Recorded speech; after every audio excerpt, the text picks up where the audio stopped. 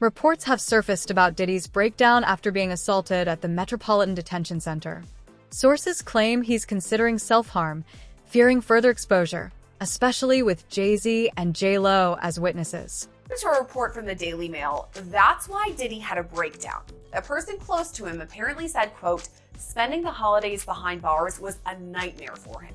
If we're to believe all this, Diddy had a meltdown in his cell and begged the guards to take him to the hospital for observation, but they refused. This same friend or person told the Daily Mail, quote, he eventually managed to calm himself down with the meditation technique he's been using while he's been behind bars.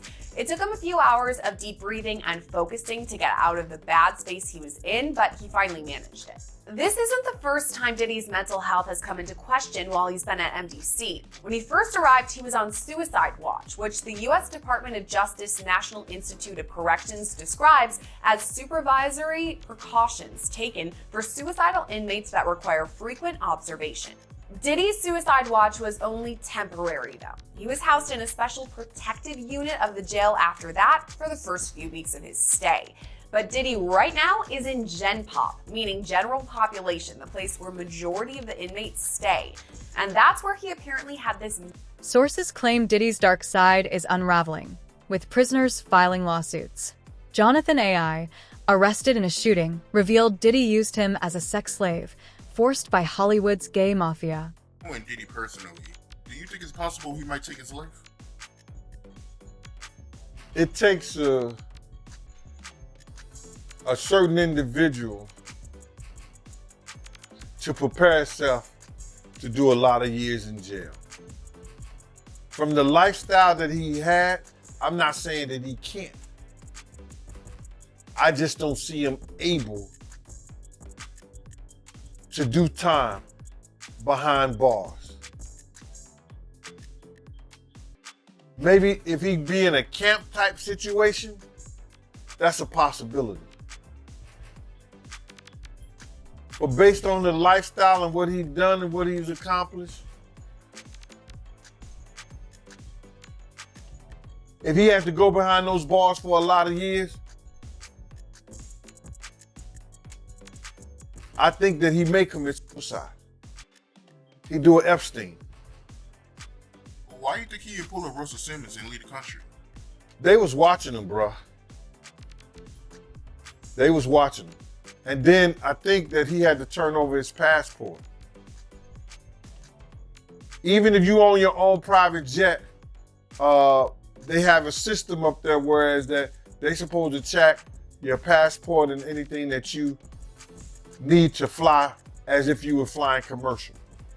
Cardello Smith has filed a lawsuit against Diddy, alleging sexual assault in 1997.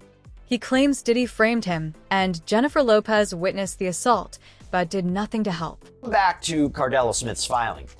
His notice says that Jennifer Lynn Lopez, aka J-Lo, aka Jenny from the Block, quote, will be called as a material witness and expert to Sean Combs' viewing, possession, and distribution of his sexual assault upon the plaintiff in 1997, and the orders of defendant Sean Combs forcing Jennifer Lopez to remain silent about the videotaped sexual assault of plaintiff by defendant.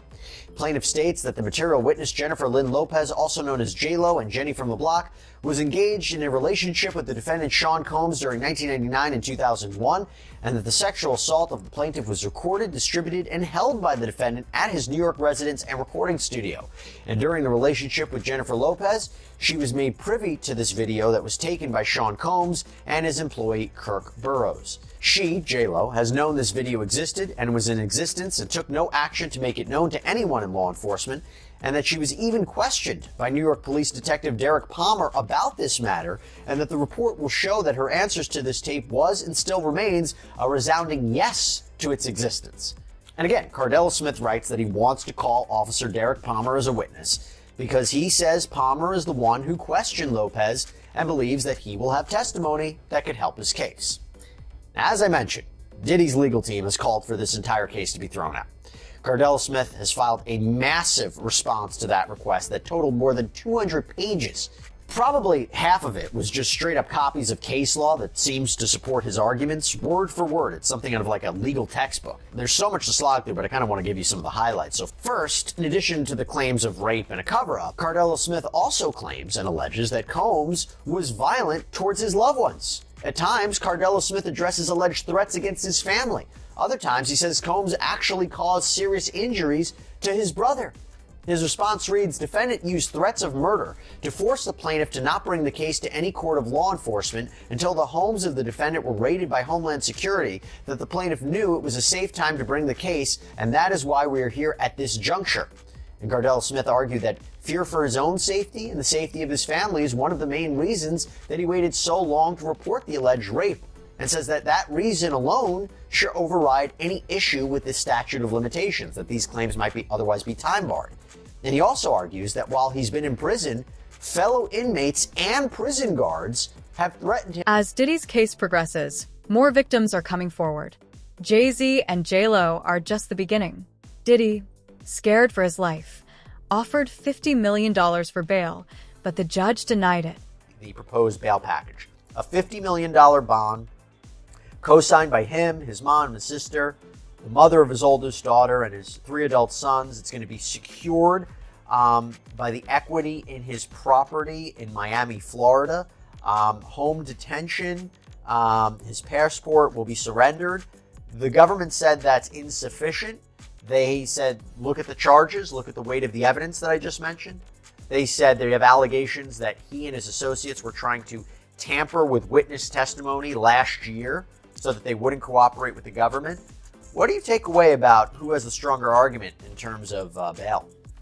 Well, I think his counsel has done the best they possibly can. I think bringing him there voluntarily is very smart, starts them out on the right foot. But I think the last thing that you just mentioned, the interfering with witnesses. That's the allegation, yeah. Yeah, if that's true, or I should say, if there's real indicia that happened, I think that might tip the scales in favor of not letting him out pending trial, because I think, and you know this, I think judges take an extraordinarily dim view of that, and that might be the factor that tips the scale against him. But I think as far as a tactic, I think it was very smart to do what they did and to say, look, you know, he's here. You didn't have to track him down. He's got a real defense here. He's doing everything right, at least right now.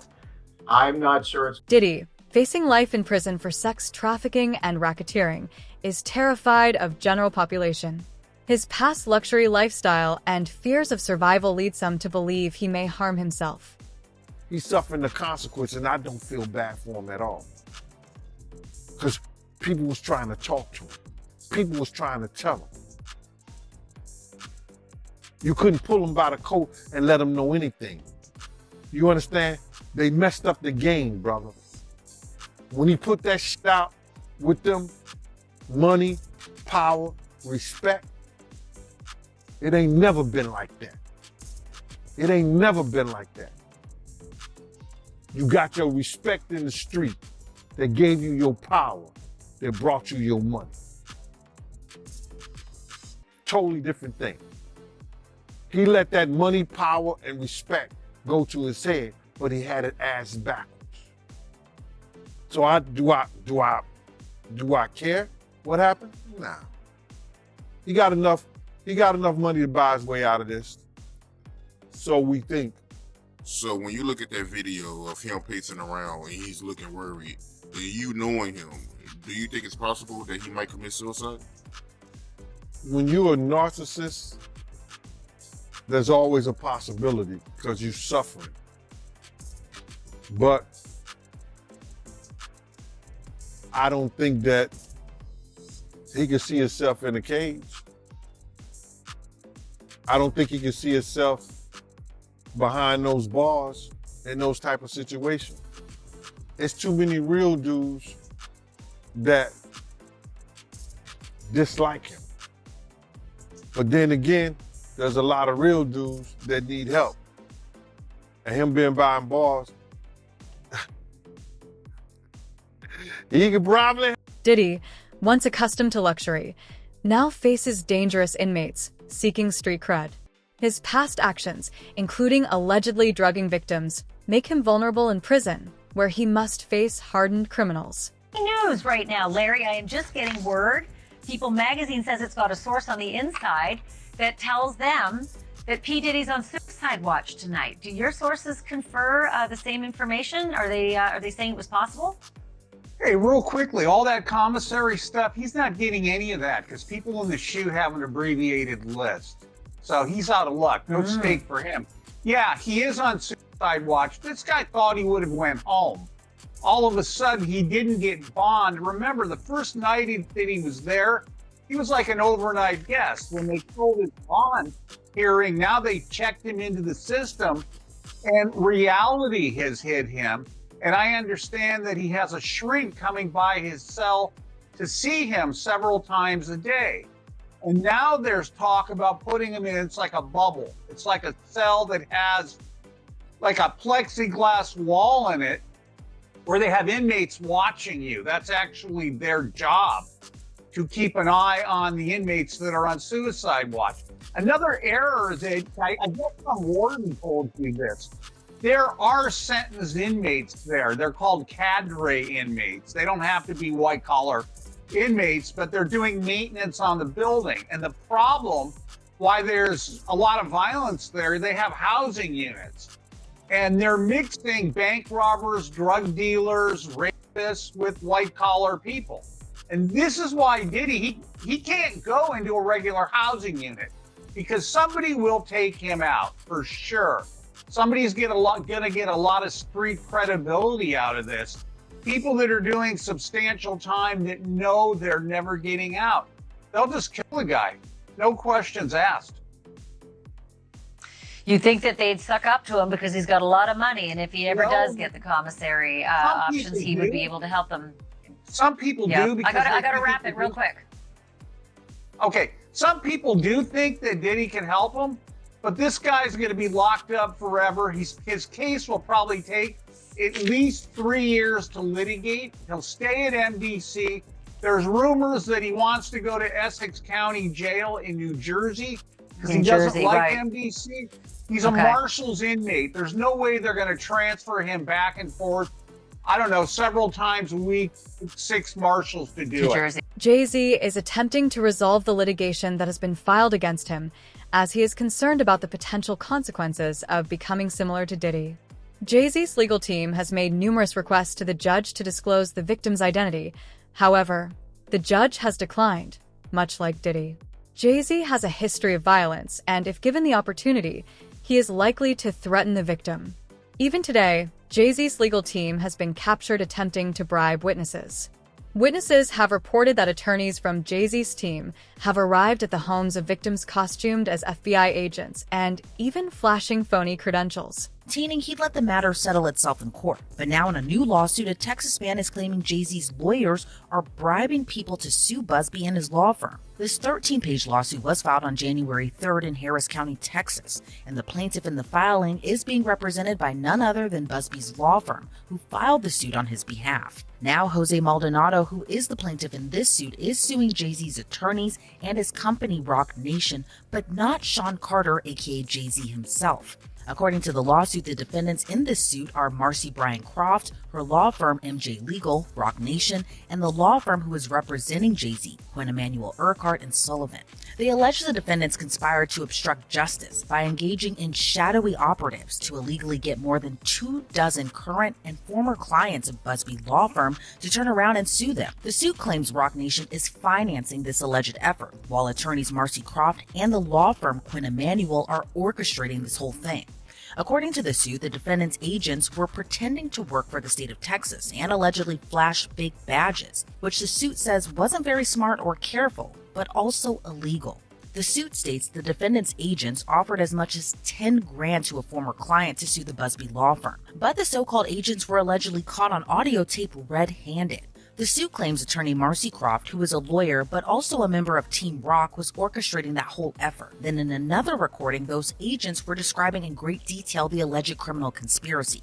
The suit claims they went so far to admit the lawsuits would be reported in the press, and some former clients already accepted money to join that alleged effort. As I mentioned, Sean Carter, aka Jay-Z, isn't named as a defendant in the lawsuit. However, the suit claims Roc Nation and Jay-Z are synonymous, given the mogul is the founder and chairman. The lawsuit acknowledges Busby's law firm filed the rape lawsuit against Jay-Z in New York federal court, and as a result, Jay-Z sued Busby's law firm in Los Angeles state court. But the suit claims while all of that legal back and forth was going on, Jay-Z's attorneys who represent himself and his Roc Nation denied in open court and in the press their involvement in the alleged scheme. Now back to Maldonado's claims. He claims the defendants used him as a pawn. He alleges on behalf of Marcy Croft 2 people attempted to contact him many times and went so far as to go to what they believe to be Maldonado's home. Instead, they went to his dad's house and allegedly identified themselves as federal officers. After realizing they were at the wrong home, they continued to contact Maldonado, and Maldonado claims they were pushy. Once they got in touch with him, he claims those individuals said they were with the state, and they were putting together a lawsuit on behalf of Marcy Croft and the company she worked for. The suit alleges Croft said she would assign Maldonado's case to someone who could get him a lot of money. Instead, Maldonado contacted the Busby law firm, and now they're suing for solicitation and civil conspiracy. In a statement to the Houston Chronicle, Busby said, quote, "The conduct alleged by Mr. Maldonado is illegal and unethical. We know investigators have gone all over the United States illegally contacting our former clients to try to entice them with money to sue our firm. According to Mr. Maldonado, we now know who is behind this effort. We won't be intimidated nor deterred in our important work. I expect more lawsuits will follow as we continue to hear former clients report this egregious conduct," end quote. But Marcy Croft fired back against the allegations, saying the lawsuit reeks of desperation. She also told the Houston Chronicle, quote, "For over 25 years, I've dedicated my career to exposing and dismantling networks of fraud and manipulation. I didn't ask to be a part of this fight, but now that he's dragged me into it, he should know that I'm not someone who backs down. Mr. Busby should be worried. Truth and justice are on my side, and I have every intention of holding him." Nima Rahmani, a former federal prosecutor, anticipates that numerous additional names will be disclosed in connection with Diddy in the near future.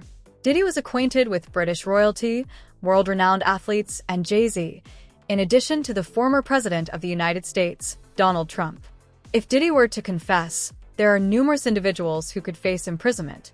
Jay-Z's concerned, this can really go one of two ways. This might be an isolated one-off case that he has to defend, or potentially it could be a Me Too type situation where other victims come forward. Obviously, we saw that with Diddy and Cassie Ventura. So the coming days and weeks are really going to be telling. And Tony Busby says he has more than 100, maybe up to 300 victims he's representing. So it's going to be interesting to see if any of them also name Jay-Z.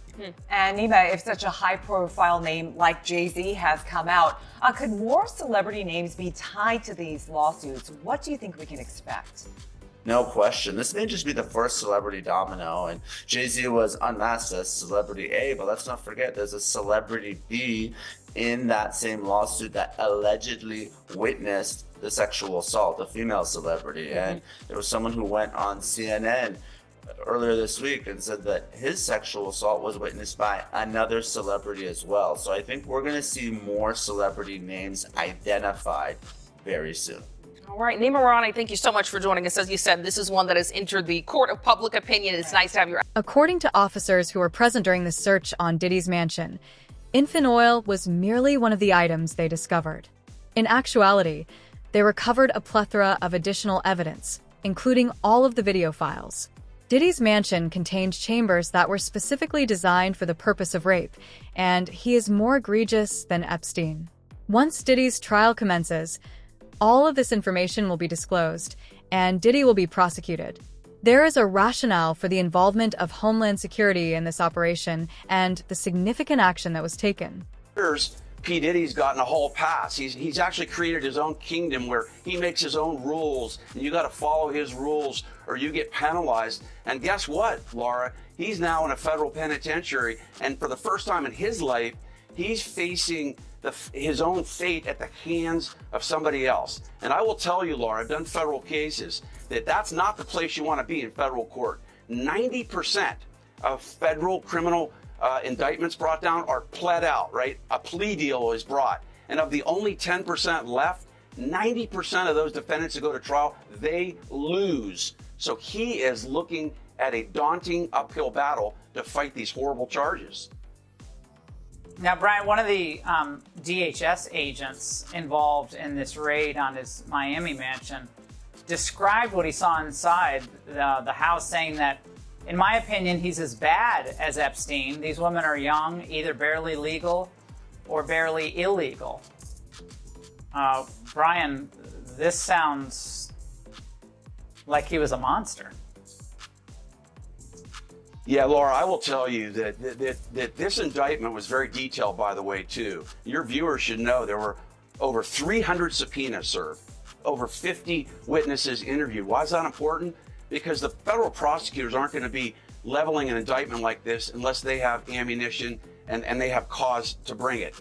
And the core issue at this case, which the feds have to prove, which it's looking like they can, is that P. Diddy essentially controlled these women. That he threatened them with stopping the money that he was paying them, that he spiked their drinks with drugs, that's been alleged in the indictment, and that he basically told them, I'm going to ruin your life unless you engage in these freak-offs. And that's really what the prosecutors got to prove. And if you've got some victims coming forward to talk about that, you've got financial records that prove that, travel itinerary that proves that, P. Diddy has very little defense. And I got to tell you, Laura, if this guy wants to fight these charges, he's going to have to step up and walk into a courtroom and talk about it. If he doesn't testify in this case, he is dead on arrival. Well, who else is on these tapes? I mean, will the tapes ever see the light of day? I mean, that's what everybody's talking about. Who else is there? It's like with the Epstein, his pleasure island. Who else? Who went? Who was there? What's the manifest? But Brian, chances 1 being least likely, 10 being most likely. Will we learn of other celebrities that were at these freak-offs? Yeah, I think you've got an 8 or a 9 for a likelihood you're going to hear about it. Why? Because there are going to be more indictments coming down, Laura. That's an important point here, because he's being charged with racketeering and conspiracy. You're going to have, well, let's start on the inner circle. You're going to have former bodyguards. You can possibly have former musicians that he was with. You've got personal assistants that are going to be, they're already talking about this. Some of those are likely to be charged. And then guess what? If you've got some music moguls that are sending women over to these alleged freak-offs, then you've got some top people that are going to start crumbling too, because they're all part of what's called this criminal enterprise. To exacerbate the situation for Diddy, a new lawsuit has been filed against him for the purported rape of 3 men. The statements filed by the alleged victims, 2 of whom were previously employed by Diddy, indicate that Diddy was not perpetrating sexual assaults because he was attracted to the defendants, but rather because he wished to dominate them and, in the victim's own words, make him his __. Diddy is a monstrous entity,